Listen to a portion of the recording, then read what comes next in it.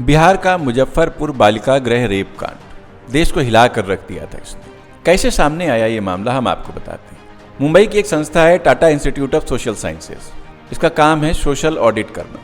इस संस्था की एक टीम कोशिश ने 2017-18 में बिहार में चल रहे सभी बालिका गृहों का सोशल ऑडिट किया था। ये सोशल ऑडिट बिहार सरकार के समाज कल्याण विभाग के आदेश पर किया गया था। मुजफ्फरपुर में चल रहे बालिका गृह सेवा संकल्प एवं विकास समिति में लड़कियों का यौन शोषण हो रहा है, इस बात की रिपोर्ट इस समिति की जांच में सामने आई थी। टीम की ओर से भेजी गई रिपोर्ट में तत्काल केस दर्ज करने और पूरे मामले की जांच करवाने की सिफारिश भी की गई थी। इस रिपोर्ट की एक कॉपी मुजफ्फरपुर जिला प्रशासन को भी सौंपी गई थी, लेकिन ये रिपोर्ट 26 मई को जिला प्रशासन को सौंपी। जिला प्रशासन ने भी अपनी प्राथमिक जांच में Tata institute of social sciences की ओर से लगाए गए आरोपों की पुष्टि की थी।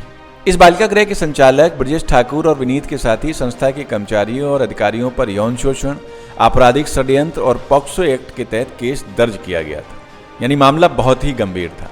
पूरे मामले की जांच महिला थाने की थानेदार ज्योति कुमारी को सौंप दी गई थी। बालिका गृह की 87 बच्चियों में से 44 बच्चियों को दूसरी जगहों पर ट्रांसफर कर दिया गया था। इनमें से 14 लड़कियों को मधुबनी, 14 को मोकामा और 16 लड़कियों को पटना जिले में ट्रांसफर किया गया था। इसी साल 2 जून को सरकार की ओर से इस मामले की जांच के लिए SIT बना दी गई थी। ये तब हुआ जब इस मामले को लेकर खासा हंगामा हुआ, शोर शराबा मचा। पूरे देश में ये खबर सुर्खियां बन गई। SIT ने 2 जून को बालिका गृह में छापेमारी की। इसके बाद बालिका गृह के संचालक ब्रजेश ठाकुर और विनीत के साथ वहां की 8 महिलाओं को महिला थाने ले जाकर पूछताछ की गई। अगले ही दिन यानी 3 जून को पुलिस ने बालिका गृह के संरक्षक ब्रजेश ठाकुर को उसके सहयोगियों समेत गिरफ्तार कर लिया। रिपोर्ट में दावा किया गया था कि 7 साल से लेकर 14 साल तक की बच्चियों से रेप हुआ है। मेडिकल रिपोर्ट में भी इस बात की पुष्टि हुई थी। इस कार्रवाई के दौरान यही लग रहा था कि बालिका गृह में कुछ गड़बड़ियां हैं और बच्चियों का यौन शोषण हुआ है। लेकिन जब बच्चियों ने मुंह खोला तो पता चला कि इस बालिका गृह में न सिर्फ बच्चियों का यौन शोषण हुआ है, बल्कि यहाँ की 29 बच्चियों के साथ बलात्कार भी हुआ है। एक बच्ची की तो हत्या कर 100 दफना देने की बात भी सामने आई। यहाँ की बच्चियों को कई सफेद पोशों के पास भी भेजा जाता रहा है, ऐसे आरोप भी लगे। बेहद चौंकाने वाली बात तब सामने आई जब पता चला कि 3 बच्चियां गर्भवती भी हो गई थीं। अलग अलग मीडिया रिपोर्ट्स में इन दावों की पुष्टि की गई। मुजफ्फरपुर में मामला सामने आने के बाद वहां से 44 बच्चियों को अलग अलग जगह भेज दिया गया। हम बता दें आपको कि बालिका गृह में उन बच्चियों को रखा जाता है जिनके साथ कोई अपराध होता है या फिर जो अपराध में शामिल होती हैं। ऐसी बच्चियों को 3 महीने से लेकर 6 महीने तक बालिका गृह में रखा जाता है। मुजफ्फरपुर के बालिका गृह में भी ऐसी ही बच्चियों को रखा गया था। इनकी उम्र 7 साल से लेकर 14 साल के बीच थी। इस बालिका गृह का संरक्षक ब्रजेश ठाकुर था। ब्रजेश ठाकुर का मीडिया और नेताओं के साथ बहुत ही घनिष्ठ संबंध था और वो खुद को भी एक मीडिया वाला बताता था। बड़े बड़े लोगों के साथ उसकी बैठकी होती थी और इसी का वो फायदा उठा करके इस प्रकार का कृत्य बालिका गृह में कर रहा था।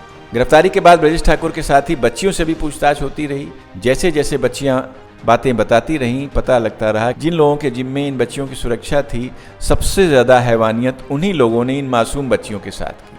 फोटो के जरिए जब बच्चियों से आरोपियों की शिनाख्त कराई गई तो पता चला कि बच्चियों के साथ शोषण में सबसे पहला नाम ब्रजेश ठाकुर का ही था। ब्रजेश ठाकुर यानी वो व्यक्ति जो इस बालिका गृह को चलाता था और इन बालिकाओं के संरक्षक की तरह था, यानी कि रक्षक ही भक्षक बन गया। इसके अलावा बाल कल्याण समिति का सदस्य विकास कुमार भी इन बच्चियों का यौन शोषण करता था। ये जानकारी पता चलने पर पुलिस ने विकास कुमार को भी गिरफ्तार कर लिया। जब विकास से पूछताछ हुई तो पता चला कि बाल संरक्षण का एक और अधिकारी रवि रोशन भी इसमें शामिल था और वो भी बच्चियों का यौन शोषण करता था। पुलिस ने 24 जून को उसे भी गिरफ्तार कर लिया। इस मामले के सामने आने के बाद मुख्यमंत्री नीतीश कुमार ने कहा था कि किसी को भी बख्शा नहीं जाएगा। विपक्ष ने इस मामले पर लगातार सवाल उठाए। तेजस्वी यादव ने कहा कि मुख्यमंत्री नीतीश कुमार, उप मुख्यमंत्री सुशील मोदी इस मुद्दे पर चुप्पी साधे हुए। तब तेजस्वी यादव ने आरोप लगाया था कि बच्चियों को मंत्रियों और सरकारी अधिकारियों के पास भेजा जाता था। इस पूरे मामले में सत्ताधारी दलों के दिग्गज शामिल हैं, इसलिए कोई कुछ नहीं बोल रहा है। साफ है कि चाहे सत्ताधारी दल के नेता हों और चाहे विपक्ष के नेता, जब किसी बालिका के साथ अपराध होता है, किसी महिला के साथ अपराध होता है तो राजनीतिक रोटियां तुरंत सेकने लगते हैं। लेकिन जब चुनाव आता है तो वे अपने ढर्रे पर लौट जाते हैं। समय बीत जाता है, घटना दब जाती है और सब उसे भूल जाते हैं।